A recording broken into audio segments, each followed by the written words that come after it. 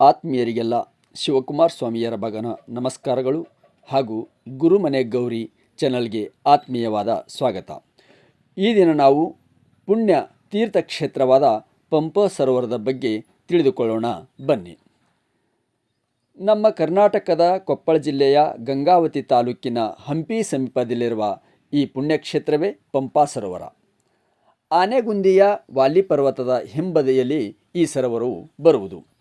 ಹಿಂದೂ ಧರ್ಮ ಗ್ರಂಥಗಳ ಪ್ರಕಾರ ಭಾರತ ದೇಶದಲ್ಲಿ 5 ಪುಣ್ಯ ಹಾಗೂ ಪವಿತ್ರ ಸರೋವರಗಳಿವೆ. ಅವು ಯಾವುವೆಂದರೆ ಮಾನಸ ಸರೋವರ, ಬಿಂದು ಸರೋವರ, ನಾರಾಯಣ ಸರೋವರ, ಪುಷ್ಕರ ಸರೋವರ ಹಾಗೂ ನಮ್ಮ ಈ ಪಂಪಾ ಸರೋವರವು. ಈ ಸರೋವರದ ಕುರಿತು ನಮ್ಮ ಸ್ಕಂದ ಪುರಾಣದಲ್ಲಿ ಕೂಡ ವಿವರಣೆ ಸಿಗುತ್ತದೆ.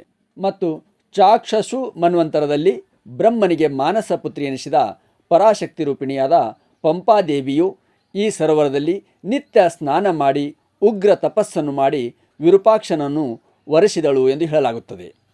ಪಂಪಾದೇವಿಯು ನಿತ್ಯ ಸ್ನಾನ ಮಾಡುತ್ತಿದ್ದ ಈ ಸರೋವರವು ಪಂಪಾ ಸರೋವರ ಎಂದೆನಿಸಿತು ಎಂದು ಹೇಳಲಾಗುತ್ತದೆ. ನಮ್ಮ ವಾಲ್ಮೀಕಿ ರಾಮಾಯಣದಲ್ಲೂ ಪಂಪಾ ಸರೋವರದ ಉಲ್ಲೇಖ ಕಂಡುಬರುತ್ತದೆ. ಇದು ದಿವ್ಯ ಸುಂದರವಾದ ತಾಣವಾಗಿತ್ತು ಎಂದು ಇಲ್ಲಿ ವರ್ಣಿಸಲಾಗಿದೆ. ಇದೇ ಸರೋವರದ ಸಮೀಪದಲ್ಲಿ ರಾಮನ ಭಕ್ತೆಯಾದ ಶಬರಿಯು ರಾಮನ ಬರುವಿಕೆಗಾಗಿ ಕಾಯುತ್ತಾ ಇದ್ದಳೆಂದು ಹೇಳಲಾಗುತ್ತದೆ.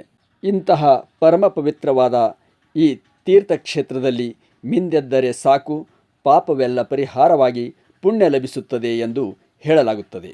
ನೀವು ಕೂಡ ಒಮ್ಮೆ ಈ ಕ್ಷೇತ್ರದ ದರ್ಶನ ಮಾಡಿ. ಮತ್ತೆ ಭೇಟಿಯಾಗೋಣ. ಧನ್ಯವಾದಗಳು.